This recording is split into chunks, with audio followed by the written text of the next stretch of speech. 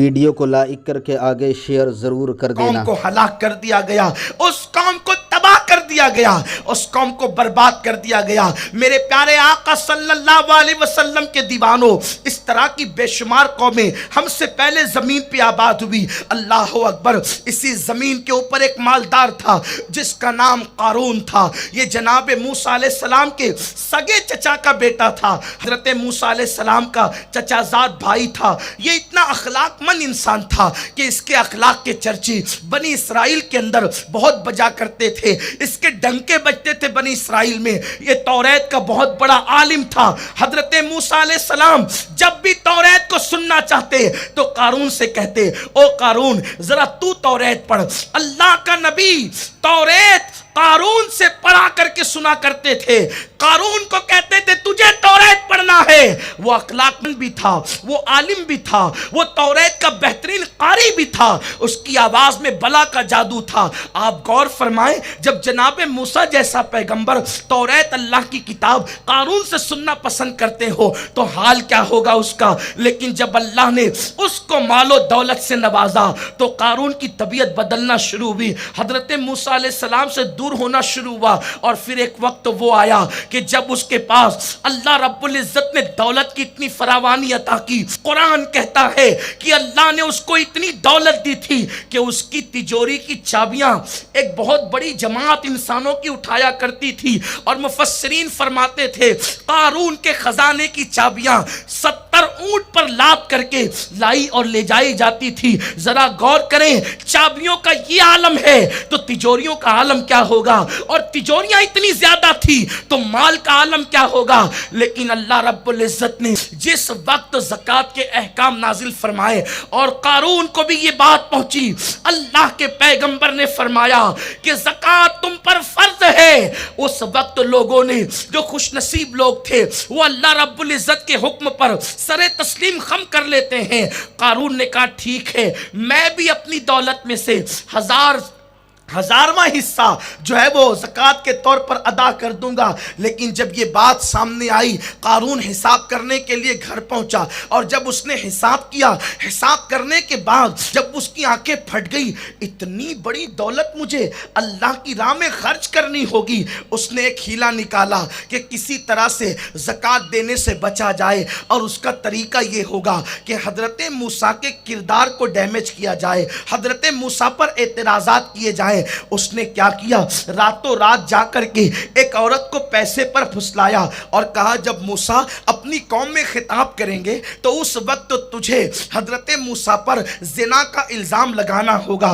عورت کو پیسے مل گئے، عورت اس کے لیے تیار ہو گئی، اور اس کے بعد جب صبح ہوئی جناب موسیٰ قوم میں تشریف لائے۔ قوم میں تشریف لانے کے بعد آپ نے ارشاد فرمایا لوگو اللہ سے ڈرو، اور جب آپ نے قوم کے درمیان باز فرمایا، قارون کھڑے ہو کر کے سوال کرتا ہے اے اللہ کے نبی ایک سوال کا جواب دے۔ حضرت موسیٰ علیہ السلام نے پوچھا کیا ہے؟ کہا اگر کوئی زنا کرے اس کی سزا کیا ہے؟ جناب موسیٰ علیہ السلام نے فرمایا اگر غیر شادی شدہ ہے تو اس کو کوڑے لگائے جائیں، اور اگر شادی شدہ ہے تو اس کو سنسار کیا جائے۔ اس وقت اس نے پوچھا یہ سزا عوام کے لیے ہے یا آپ کے لیے بھی ہے؟ اللہ کے پیغمبر نے فرمایا میں بھی اللہ کا بندہ ہوں، اللہ اکبر، جو گناہ کرے گا اس کو یہی سزا ملے گی۔ حالانکہ نبی معصوم ہوتا ہے، نبی گناہ نہیں کر سکتا، تصور گناہ بھی نبی کے قریب سے گزر کر کے نہیں جا سکتا۔ لیکن اس نے چونکہ سوال کیا تھا،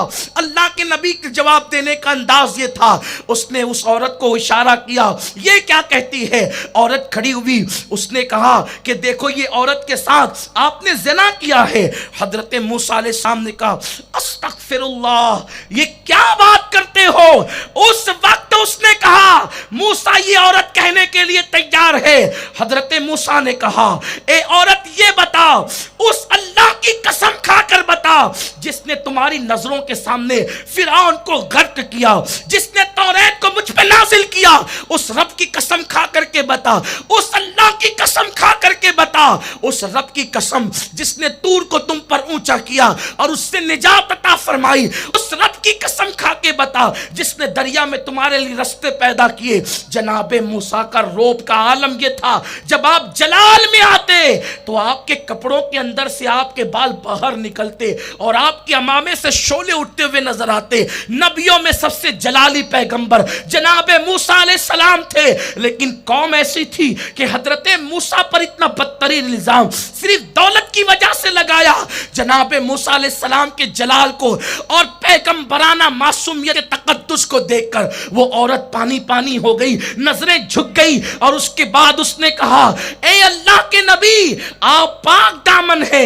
قارون نے مجھے دولت کے لالچ میں الزام لگانے کے لیے تیار کیا. جناب موسیٰ فوراً سجدے میں چلے گئے, اللہ کا شکر ادا کیا, اللہ تیرا شکر ہے کہ تو نے مجھے الزام سے بری کر دیا. اور اس کے بعد عرض کی مولا جو مجھ پر زنا کا الزام لگائیں گے پھر بھی وہ قوم رہے گی. اللہ نے فرمایا موسیٰ تم خود تجویز کرو اس کی سزا کیا ہے, نبی تجویز کرے گا اس کی سزا کیا ہے. حضرت موسیٰ نے فرمایا اسے زمین میں دھسا دیا جائے. پھر حضرت موسیٰ نے اعلان کیا جو قارون کے ساتھ ہے وہ اٹھ کر کے چلا جائے, جو میرے ساتھ ہے وہ میری طرف آ جائے. دو بد نصیبوں کے علاوہ سب حضرت موسیٰ کے ساتھ رہے. حضرت موسیٰ نے کہا اے زمین اس کو دھسا اپنے اندر. جب وہ کمر تک دھسا تو رونے لگا, رشتہ داری کی دہائی دینے لگا. جو دو لوگ کھڑے تھے وہ کہنے لگے اچھا موسیٰ قارون کی دولت کو اپنے قبضے میں کرنے کا بہت اچھا بہانہ آپ نے تلاش کیا کہ آپ اس کو زمین میں دھسا کر آپ اس کی دولت پہ قبضہ کریں گے. حضرت موسیٰ نے عرض کی اللہ قارون کی دولت کو اس کے سر پہ ڈال دے اور یہ دولت سمیت دھس جائے. جس وقت میرے آقا علیہ السلام فرما رہے تھے حضور نے فرمایا آج تک قارون دھس رہا ہے. چونکہ آقا نے فرمایا آج تک دھس رہا ہے تو ہم آج کہتے ہیں ہمارا ایمان ہے آج تک وہ دھس رہا ہے اور قیامت تک وہ دھستا رہے گا. مجھے بتاؤ کسی قوم کی تباہی میں جرائم کا کتنا بڑا رول ہوتا ہے. جب تک کہ کوئی قوم اللہ کی نافرمانی نہیں کرتی اللہ اس قوم کو ہلاکت کی طرف نہیں ڈالتا. میرا رب فرماتے اللہ کیا کرے گا تمہیں عذاب دے کر اگر تم اللہ کے شکر والے بندے بنو. عذاب کسی کو سزا کیوں دی جاتی ہے؟ اگر کوئی کسی کو سزا دیتا ہے تو یہ بتانے کے لیے کہ میں بڑا ہوں اور تو چھوٹا ہے. جب اس کی بڑائی کا سبھی اقرار کر رہے ہیں تو اسے یہ بتانے کی ضرورت کیا ہے کہ وہ بڑا ہے. ہر وقت تو لوگ اسے اللہ اکبر کہہ رہے ہیں. یہ سمندر سے اٹھتی ہوئی موجیں اس کی تکبیر کا ثبوت دے رہی ہے. یہ آسمانوں کی بلندی اس کی بڑائی کا ثبوت دے رہی ہے. یہ روزانہ نکلتا ہوا سورج اس کی کبریائی کا ثبوت دے رہا ہے. سورج روزانہ بتاتا ہے کہ مشرق سے نکلتا ہوں پھر اللہ مجھے حکومت دیتا ہے اور شام ہوتے ہوتے وہ میری حکومت کو چھین لیتا ہے. وہ کون ہے جو روزانہ ستاروں کی انجمن کو سجاتا ہے اور صبح ہوتے ہوتے ستاروں کا نور چھین لیتا ہے؟ یہ چمکتے ستارے اس کی کبریائی کا ثبوت ہے. یہ ڈوبتے ہوئے ستارے اس کی کبریائی کا ثبوت ہے. یہ آتی ہوئی راتیں اس کی کبریائی کا ثبوت ہے. یہ آتے ہوئے دن اس کی کبریائی کے ثبوت ہے. ہے کوئی ایسا جو رات لائے اور دن لائے اور پھر اتنی بڑی رات جو پوری دنیا میں اندھیرا کر دیتی ہے؟ جب صبح آتی ہے تو وہ رات کہاں چلی جاتی ہے؟